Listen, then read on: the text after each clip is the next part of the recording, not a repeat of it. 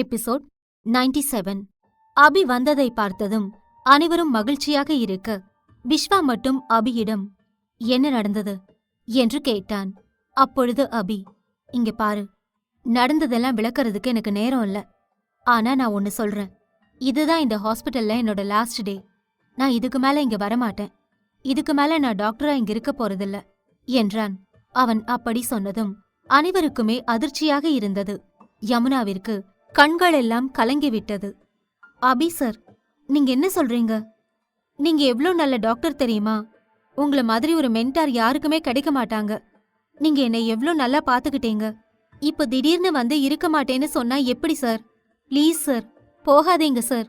நீங்க இல்லனா எனக்கு ரொம்ப கஷ்டமாயிடும் என்று அழ ஆரம்பிக்க, அவள் கண்ணீரை துடைத்த விஸ்வா, ஏய் யமுனா, எதுக்காக நீ அழுதுட்டு இருக்க?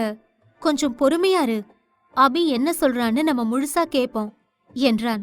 அதை பார்த்த அபி, அடடா, நான் போறதுக்கு முன்னாடி 2 பேரும் எந்நேரமும் எலியும் பூனையுமா தான் இருப்பீங்க. ஆனா இப்போன்னு பார்த்து ரொம்ப அன்பா இருக்கீங்களே, என்ன ட்ராக் மாறிடுச்சா என்று கேட்டான். அவன் அப்படி கேட்டதும் சற்று பதட்டமான விஸ்வா, டே, இப்ப அத பத்தியெல்லாம் பேசுறதுக்கா நேரம்? முதல்ல நீ விஷயத்த தெளிவா சொல்லு. எதுக்காக நீ இங்க இருக்க மாட்டேன்னு சொல்ற என கேட்க, அந்த ரீசன் எல்லாம் என்னால சொல்ல முடியாது. நான் இங்கிருந்து போறேன், அவ்வளவுதான். நான் சொல்லிட்டு போலான்னு வந்தேன், இப்ப சொல்லிட்டேன், கிளம்புறேன் என்றவன் அங்கிருந்து செல்ல, விஸ்வாவும் சூர்யாவும் அவனிடம் பேச முயற்சி செய்தார்கள். ஆனால் அதையெல்லாம் கேட்காமல் அவன் அந்த இடத்தை விட்டு சென்று விட்டான். அதன் பிறகு கிறிஷுக்கு ட்ரீட்மெண்ட் ஸ்டார்ட் ஆனது. ஹரிணி அவனை நன்றாக பார்த்து கொண்டாள். இன்னும் ஒரு வாரத்தில் அவனுக்கு ஆபரேஷன் இருந்தது. அதனால் டாக்டர்கள் அவனை மிகவும் கவனமாக பார்த்து கொள்ள சொல்லியிருந்தார்கள். ஹரிணியும் அதன்படி செய்தாள். கிறிஷுக்கு கீமோதெரபியும் செய்ய வேண்டியிருந்தது. ஹரிணியால் அதிக நேரம் கிறிஷுடன் இருக்க முடியவில்லை. கிறிஷ் படும் வேதனை எல்லாவற்றையும் பார்க்கவே முடியாமல் தவித்துப் போனாள் ஹரிணி. அவளுக்கோ தன்னுடைய மகனுக்கு ஏன் இவ்வளவு சோதனை என்று இருந்தது. ஆனால் இந்த ட்ரீட்மெண்ட் எல்லாம் முடிந்து வரும்பொழுது தன்னுடைய மகன் நன்றாக இருந்தால் அதுவே போதும் என்று நினைத்தாள். தனியாக ஹாஸ்பிட்டலில் அமர்ந்திருந்தவளுக்கு தன் வாழ்க்கையை நினைத்தே மிகவும் அழுகையாக வந்தது. தன்னையும் மறந்து கிறிஷை நினைத்து அவள் அழுது கொண்டிருக்க, அப்பொழுது, நீ இப்படியே அழுதுட்டு இருந்தா இங்கே எதுவும் சரியாகிடாது ஹரிணி என்று ஒரு குரல் கேட்டது. அது அபியின் குரல்தான் என்பதை உணர்ந்தவள் நிமிர்ந்து பார்க்க, அங்கே அவன் நின்று கொண்டிருந்தான். அவனை பார்த்ததும் அதிர்ச்சியான ஹரிணி, அபி, நீ இங்க என்ன பண்ணிட்டு இருக்க என கேட்க, என்னோட பையனுக்கு ட்ரீட்மெண்ட் நடந்துட்டு இருக்கு. நான் வராம வேற யார் வருவான்னு நீ எதிர்பார்க்கிற ஹரிணி? நான் அப்பாங்கிற என்னோட உரிமைய விட்டு கொடுத்துட முடியாதில்லையா என்றான். அவன் அப்படி சொன்னதும், ரொம்ப தேங்க்ஸ் அபி. இந்த நிலைமையில கூட நீ உன்னோட ரெஸ்பான்சிபிலிட்டி எடுக்கிற, அதை நான் ரொம்பவே மதிக்கிறேன் என்றவளுக்கு சட்டென்று ஏதோ தோன்றியது. அவள் அவனை அதிர்ச்சியாக பார்த்து, அபி, நான் கேக்குறேன்னு நீ தயவு செஞ்சு தப்பா எடுத்துக்காத. எனக்கு ஒரு விஷயத்த மட்டும் சொல்லு. நீ இப்போ கிறிஷுக்கு அப்பாவா இருக்கிறது உன்னோட உரிமை அப்படியெல்லாம் சொல்றியே, ஒருவேளை நீ கிறிஷ நிரந்தரமா உன் கூடவே வச்சுக்க போறியா? அப்படி எதுவும் பண்ணிட மாட்டல்ல? உன்னோட பலத்தை பயன்படுத்தி என் குழந்தைய என்கிட்ட இருந்து எடுத்துக்க மாட்டல்ல? நான் உன்கிட்ட கெஞ்சி கேட்டுக்கிறேன். எனக்குன்னு இப்ப இருக்கிறது கிறிஷ் மட்டும்தான். என்னால இவனை விட்டுட்டு நிம்மதியா வாழவே முடியாது.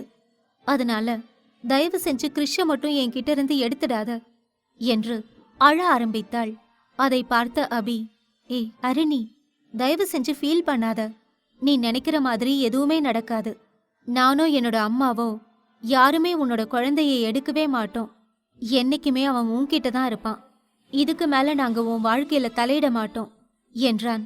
அவன் அப்படி சொன்னதை கேட்டு ஹரிணிக்கு என்னதான் ஒரு பக்கம் நிம்மதியாக இருந்தாலும், இன்னொரு பக்கம் அவன் இனிமேல் தன்னுடைய வாழ்க்கையில் தலையிடவே மாட்டான் என்று சொன்னது மிகவும் வேதனையை ஏற்படுத்தியது. அதற்கு அர்த்தம், எப்படியும் அபி இனிமேல் அவள் வாழ்க்கையில் வரப்போவதில்லை என்பதுதான். அதை உணர்ந்தவள் அமைதியாக இருந்தாள். கொஞ்ச நேரம் அபி ஹரிணியிடம் பேசியவன் அதன் பிறகு அங்கிருந்து சென்று விட்டான். ஹரிணிக்கு இப்பொழுது அபியை பற்றி யோசிக்க கூட நேரமில்லை.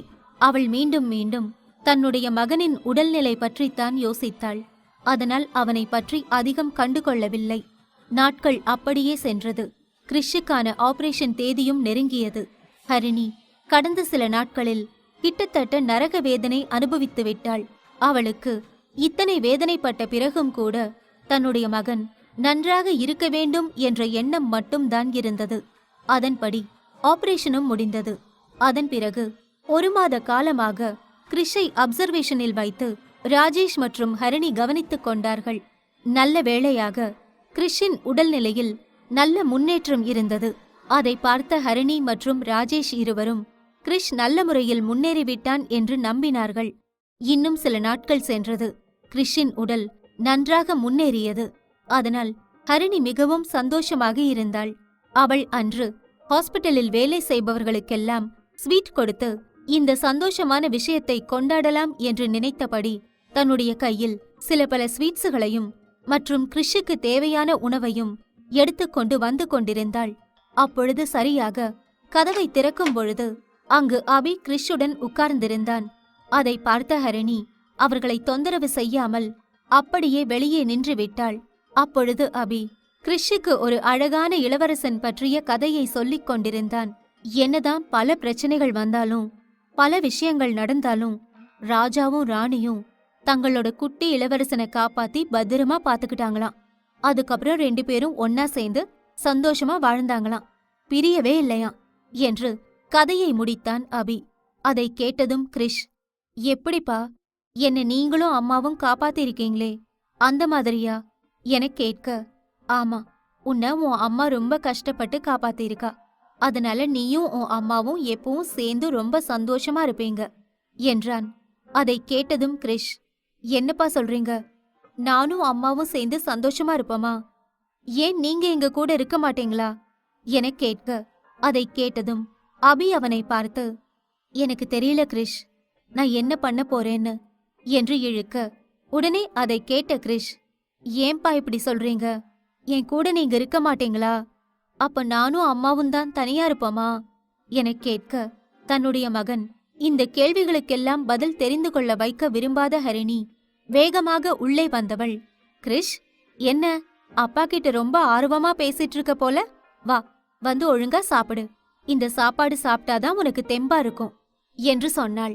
அதை கேட்ட கிறிஷ் தன்னுடைய அப்பா பேசியதை எல்லாம் மறந்து ஓகேமா என்று சொல்ல, அப்போது அபி ஹரிணியை பார்த்து, ஹரிணி, சாப்பாடை என்கிட்ட கொடு, கிறிஷுக்கு நான் ஊட்டி விடுறேன் என்றான். அதை கேட்ட ஹரிணிக்கு ஆச்சரியமாக இருந்தாலும் அவள் அவனிடமே அந்த பவுலை கொடுத்துவிட அபி கொஞ்சம் கொஞ்சமாக கிறிஷுக்கு ஊட்டிவிட ஆரம்பித்தான். அப்போது கிறிஷ், அப்பா, நான் முன்ன விட இப்பெல்லாம் ரொம்ப எனர்ஜெட்டிக்கா ஃபீல் பண்றேன், நீங்களும் அனாமிகா ஆன்ட்டியும் தான் எனக்கு நிறைய ஹெல்ப் பண்ணீங்கன்னு அம்மா சொன்னாங்க. என்னால அனாமிகா ஆன்ட்டிய பார்க்க முடியுமான்னு தெரியல, ஆனா நீங்க பாத்தீங்கன்னா அவங்களுக்கு நான் தேங்க்ஸ் சொன்னேன்னு சொல்லிடுங்க, சரியா என்றான். அதை கேட்ட அபியும், ஓகே கிறிஷ், நீ சொல்லிட்டல்ல, உன் அப்பா கண்டிப்பா பண்றேன் என சொன்னான். அப்பொழுது ஹரிணியும், அபி, நானும் இத சொல்லணும்னு நினைச்சேன், நீயும் அனாமிகா மேடமும் எங்களுக்கு பண்ணது சாதாரண உதவி இல்ல, நீ கண்டிப்பா அனாமிகா கிட்ட நான் தேங்க்ஸ் சொன்னேன்னு சொல்லு என்றாள். ஓகே ஹரிணி, நான் சொல்லிடுறேன் என்றான். அப்புறம் அபி, உனக்குமே ரொம்ப தேங்க்ஸ், நீ என் பையனோட உயிரை காப்பாத்தி எனக்கு இன்னொரு வாழ்க்கையே கொடுத்திருக்க என சொல்ல, அதை கேட்டவன், இவ்ளோ நேரம் நீ பேசுனது சரிதான், ஆனா இப்ப நீ பேசுற பாரு, இது ரொம்ப தப்பு, இவன் என்னோட குழந்தை, இது என்னோட ரெஸ்பான்சிபிலிட்டியும் கூட, நான் அவனை பாத்துக்கதான் செய்வேன், சோ நீ எனக்கு தேங்க்ஸ் எல்லாம் சொல்லிட்டு இருக்காத என்றான். அதை கேட்ட ஹரிணியும் சரி என்று சொன்னாள். அதன் பிறகு அவர்கள் இருவரும் பெரிதாக எதுவும் பேசிக்கொள்ளவில்லை. ஹரிணிக்கு கிறிஷுக்காகத்தான் அபி கல்யாணம் செய்து கொள்கிறான் என்று புரிந்தது. எனவே அவனுடைய வாழ்க்கையிலும் பெரிதாக தலையிட அவளுக்கு விருப்பமில்லை. அந்த இடத்தை விட்டு செல்வதுதான் சரி என்று நினைத்தவள் கொஞ்ச நேரம் அபியிடம் பேசிவிட்டு சென்று விட்டாள். அதன் பிறகு வந்த நாட்கள் அப்படியே செல்ல ஹரிணி தன்னுடைய ஆபீஸில் வேலை பார்த்து கொண்டிருந்தாள். அப்பொழுது அவளுடைய பாஸ் ஹரிணியை அழைக்க, ஹரிணி அமைதியாக அவர் முன்பு வந்து அமர்ந்தாள். இங்கே பாரு ஹரிணி, இப்ப நான் உன்கிட்ட ரொம்பவே முக்கியமான ஒரு விஷயத்த சொல்ல போறேன். உனக்கு ப்ரொமோஷன் கிடைக்கிற மாதிரி இருக்குமா? நீ ஏற்கனவே பண்ண ப்ராஜெக்ட பார்த்த நம்ம ஃபாரின்ல இருக்க ஹெட் ஆஃபீஸ் ரொம்ப இம்ப்ரெஸ் ஆயிட்டாங்க. சோ அவங்க உன்னை அங்க வர வச்சு ஒர்க் பண்ண வைக்கணும்னு நினைக்கிறாங்க. நீ பிரான்ஸுக்கு போக வேண்டியது இருக்குமா? இது நல்ல ஆப்பர்ச்சுனிட்டி. உனக்கு நல்ல சேலரி இருக்கும் என்றார். அதை கேட்டதும் ஹரிணிக்கு மகிழ்ச்சியாக இருந்ததை விட குழப்பம்தான் அதிகமாக இருந்தது. ஏனென்றால் இப்பொழுதுதான் கிறிஷுக்கு சற்று உடல்நலம் தேறியிருக்கிறது. அம்மாவும் இங்கேதான் இருக்கிறார். இப்படியான ஒரு சூழ்நிலையில் தன்னுடைய குடும்பத்தை விட்டு செல்ல வேண்டுமா என அவள் யோசிக்க, அப்பொழுது அவளை பார்த்தவர், என்ன ஹரிணி, எதுக்கு நீ இப்படி யோசிச்சுட்டு இருக்க? இது ரொம்ப பெரிய ஆப்பர்ச்சுனிட்டி. இது கிடைக்காதான்னு நம்ம ஆபீஸ்ல நிறைய பேர் ஏங்கிட்டு இருக்காங்க. அதோட இதெல்லாம் உனக்கு சாதாரணமா கிடைக்கல. இதுக்காக கடுமையா உழைச்சிருக்க. சோ ஆப்பர்ச்சுனிட்டியை வேஸ்ட் பண்ணாதமா. நீ தயவு செஞ்சு போற வழிய பாரு என்றார். அதை கேட்ட ஹரிணி, சார், நீங்க சொல்றதெல்லாம் எனக்கும் புரியுது. ஆனா என்னோட பையனுக்கு என்று இழுக்க, அதை பார்த்தவர், இங்க பாருமா, நீ உன் பையனுக்காக யோசிச்சுதான் போகாம இருக்கனா, நான் சொல்றத நல்லா கேட்டுக்கோ. நீ கண்டிப்பா உன் பையனுக்காக தான் போகணும். ஏன் தெரியுமா நான் இத சொல்றேன்? உன்னோட பையன் இருக்கான்ல, அவனை பாத்துக்க கூட உனக்கு பணம் தேவைப்படும். நீ போற இடத்துல உனக்குன்னு செலவு எதுவுமே இருக்காது. வர்ற அமௌண்ட்டை நீ இந்தியா அனுப்பலாம். அது ரொம்ப அதிகமான ஒரு தொகையா இருக்கும். உன் குடும்பத்தை நீ பாத்துக்கலாம். நல்லா யோசிச்சுக்கோ என்று சொன்னார். அதை கேட்டதும் ஹரிணி, ஓகே சார், நான் கண்டிப்பா இத பத்தி யோசிக்கிறேன் என்று சொல்ல, யோசிக்கிறேன்னு சொல்லாதம்மா, கண்டிப்பா நீ அங்க போகணும். இது ஒரு நல்ல ஆப்பர்ச்சுனிட்டி, மிஸ் பண்ணிடாத என்றார். அதை கேட்ட ஹரிணி, சார், உண்மையாவே உங்களை மாதிரி பாஸ் கிடைக்க நான் ரொம்ப கொடுத்து வச்சிருக்கணும். நீங்க தான் எப்பவுமே நான் ஏதாவது தப்பு செஞ்சா என்னை கண்டிக்கிறதுல இருந்து நான் ஏதாவது சரியா செஞ்சா என்கரேஜ் பண்றீங்க. ரொம்ப தேங்க்ஸ் சார். இந்த காலத்துல உங்கள மாதிரி ஆட்களை பாக்குறது தான் ரொம்ப கஷ்டம் என்று சொல்ல, நீ பண்ற வேலைக்கு உனக்கான விஷயங்கள் நடக்குது.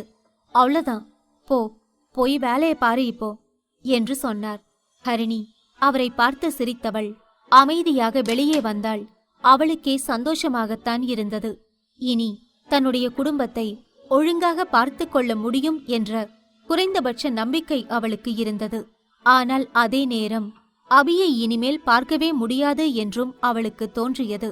ஒரு காலத்தில் அபியுடன் பிரான்சுக்கு சென்று சந்தோஷமாக இருக்க வேண்டும் என்று கனவெல்லாம் கண்டிருந்தாள். ஆனால் அந்த கனவே இப்பொழுது கலைவது போல இருந்தது. எதுவுமே நடக்காதது போல வந்து உட்கார, அப்பொழுது அங்கே வந்த அவளுடன் வேலை பார்க்கும் நண்பர்கள், ஹரிணி, கங்க்ராச்சுலேஷன்ஸ் என்று கத்திக்கொண்டு வந்தார்கள்.